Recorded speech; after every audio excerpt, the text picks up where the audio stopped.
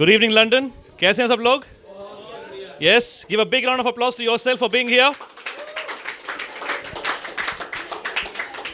कैसे the smaller the room, brighter the room होना चाहिए. So I quite love this room. ठीक है? Trevor Noah in the house, guys. Give a big round of applause to him. Trevor Noah, no less, sitting on the casting couch himself. Right guys, so मैं हूँ पुष्कर बॉम्बे वाला और ये महीना तो fathers day का महीना है, ठीक है. मेरे लिए वीकेंड भी काफ़ी मतलब स्पेशल है बिकॉज ये मेरे पापा का बर्थडे वीकेंड है. So a big happy birthday wishes to my dear father from all of us friends, fans, family from here in London.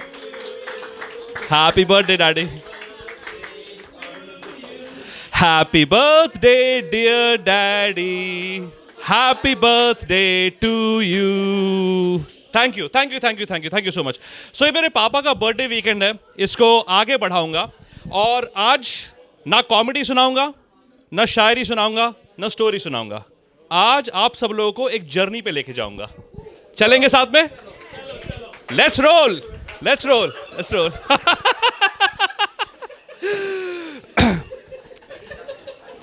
पापा लोग कैसे रहते पता है? पापा लोग एक ऐसे प्राणी हैं जो महाप्राणी हैं, ठीक है. सो हमारा जो रिलेशन होता है ना पापा के साथ में, मेरे हिसाब से कम 3 अलग अलग लेवल पे चलता है, ठीक है. एक हो गया अपना बचपन, फिर हो गया लड़कपन, फिर हो गया बड़कपन, ठीक है. वो 3 लेवल कुछ इस तरीके से होते हैं कि बचपन में पापा का फुल फॉर्म मैंने इस तरीके से कर दिया है, PA का, कि पापा आए पिटाई आई. ऐसा ही गुजरता है बचपन. जब हम लड़कपन में होते हैं तब PA का फुल फॉर्म बन जाता है पापा आए प्रेजेंट्स आए, क्योंकि तब तक काइंड ऑफ हम बोर्डिंग स्कूल में वगैरह पहुंच जाते हैं, है ना. सो पापा ही हैं जो प्रेजेंट्स लेकर के आते हैं, पैसे लेकर के आते हैं, पकवान लेकर के आते हैं, है ना. और जब हम बड़े हो जाते हैं बड़कपन में, हम चाहते हैं, अगर हुआ है नहीं हुआ है कोशिश कीजिए, पापा का फुल फॉर्म हो जाना चाहिए पापा आए प्यार आया. तो इसी की तरफ बढ़ने की कोशिश कर रहा हूं. लेकिन बता दूं, पापा लोग सिंपल नहीं होते. ये पापा वही हैं जो कपड़े लेके आ रहे हैं, जूते लेके आ रहे हैं, प्यार लेके आ रहे हैं, पैसे लेके आ रहे हैं, प्रेजेंट्स लेकर आ रहे हैं. और यही पापा हमारे साथ PTM में भी आ रहे हैं. Parents in the house, give me a cheer. Nice, good sample size. Ma'am PTM तो समझती होंगी आप, फुल फॉर्म बताएंगे? आपका बचपन सेफ रहा है? लड़कों से पूछेगा, एक एक लड़के से पूछेगा जो मतलब जिंदगी और मौत के बीच में सफर जो होता है ना, जो रोज के रोज पूरा कर रहे हैं उसको, उनके लिए PTM का मिनिमम फुल फॉर्म ये होता है पड़ेगी तुझे मार. ट्रेवर नोआ, पड़ेगी तुझे मार, ठीक है. ये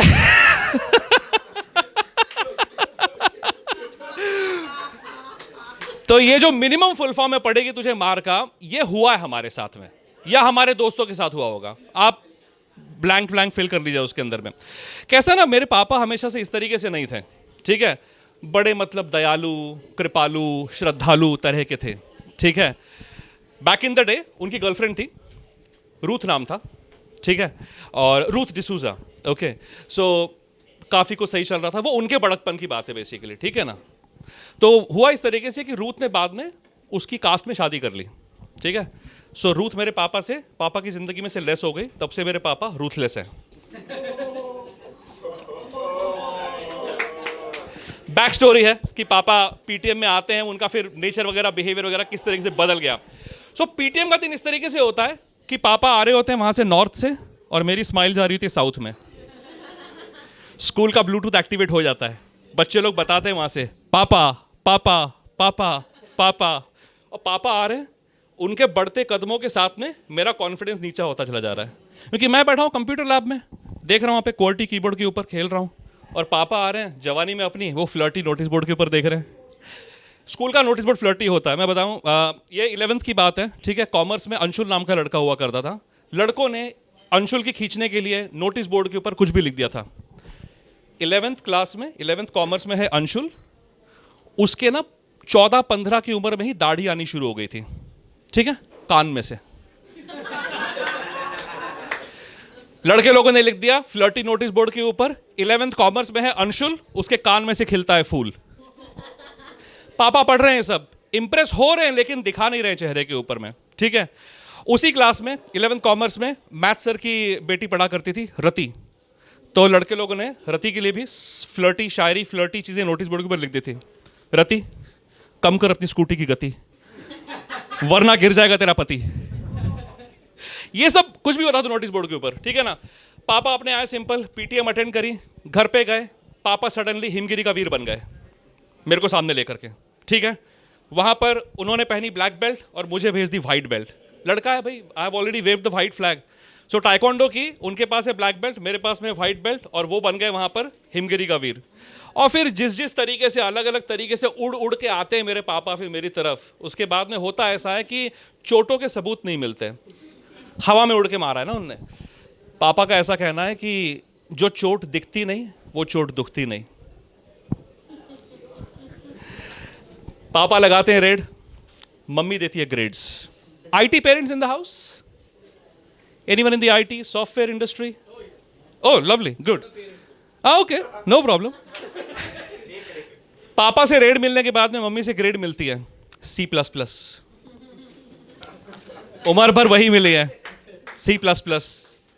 दीदी है वो तो D दे देती है।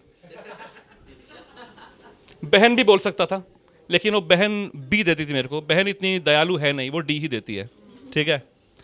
सो पेरेंट्स जिस तरीके से हैं उनमें पापा का थैंकफुलनेस इस तरीके से बड़ा बनता है कि पापा जिनके कॉर्पोरेट इंडस्ट्री में काम करते हैं, ठीक है, अब तक हमारी उम्र हो गई, वो अपने कॉर्पोरेट जॉब में मैनेजिंग पार्टनर बन जाते हैं, ठीक है। लेकिन बच्चे बड़े करते करते उन मैनेजिंग पार्टनर को ये नहीं पता चलता कि वो कब एजिंग पार्टनर बन गए हैं। और फिर उनके बड़े बेटे बेटियां उनको याद दिलाते हैं कि पापा थोड़े से रुक जाइए, थोड़े से थम जाइए, क्योंकि जहां से हम देख रहे हैं रिटायर्ड और एक्सपायर्ड के बीच का गैप जो है ना वो धीरे धीरे कम होता चला जा रहा है। बहुत सारे पेरेंट्स हैं जिन्होंने कॉर्पोरेट लाइफ जी है, बहुत सारे पेरेंट्स हैं जिन्होंने डिफेंस आर्म फोर्सेस की लाइफ जी है। आर्म फोर्सेस के पापा लोग के बारे में आपको ये बता दूं कि वो जो वॉरियर है ना उसके बारे में कहावत मैं मेरी तरफ से कहना चाहूंगा, there is no such thing as a retired warrior, only a resting warrior. तो मेरा सलाम है उन सारे पापा लोगों को, और अब तो लेडीज भी आ रही है एयरफोर्स में, आर्मी में, उन मम्मी लोगों को भी जो अपना समय अपना काम बलिदान आर्म फोर्सेस में देते हैं। और जब आवाज आती है कमांडिंग ऑफिसर की उस वॉरियर के लिए, सिपाही सतर्क, तब दो शब्दों में 200% सेफ्टी का अश्योरेंस देता है ये वॉरियर, कहता है साप सतर्क। और जब ये वॉरियर सेना का ऑफिसर, प्रमुख, सोल्जर अपनी जिस भी किसी पोजीशन में बॉर्डर पे वॉकेथन और मैराथन कर रहा है, उस वजह से हम अपने घरों में स्लीपेथन, ईटेथन, टॉकेथन कर पा रहे हैं। सो मेरे पापा जो हैं उनको मेरा सलाम, उनके अलग अलग करियर चॉइसेस को लेकर के, उनकी अलग अलग पेरेंटिंग स्टाइल्स को लेकर के, ठीक है। और अंत में मैं बस ये कहना चाहूँगा कि कभी कभी पापा पास में आके बैठते हैं और पूछते बेटा जंग के बारे में क्या कहना है। मैं कहता हूँ हाँ पापा, सुबह ही साइकिल निकाली थी चलाने के लिए, साइकिल की चेन को जंग लगा हुआ है। पापा कहते हैं बेटा तुम्हारी साइकिल की चेन को नहीं, तुम्हारे दिमाग की चेन को भी जंग लगा हुआ है। और फिर हंसते हैं और उनके चेहरे पे एक सार्कास्टिक सा लुक आता है। ये वो लुक होता है उस गाली का जो उन्होंने दी भी नहीं और मुझे सुनाई दे गई है। मिल करके मेरे साथ में कहिए, आपके पापा कैशियर हो चाहे बैंकर, पापा को जिताना है। आपके पापा फौजी हो या फार्मर, पापा को जिताना है।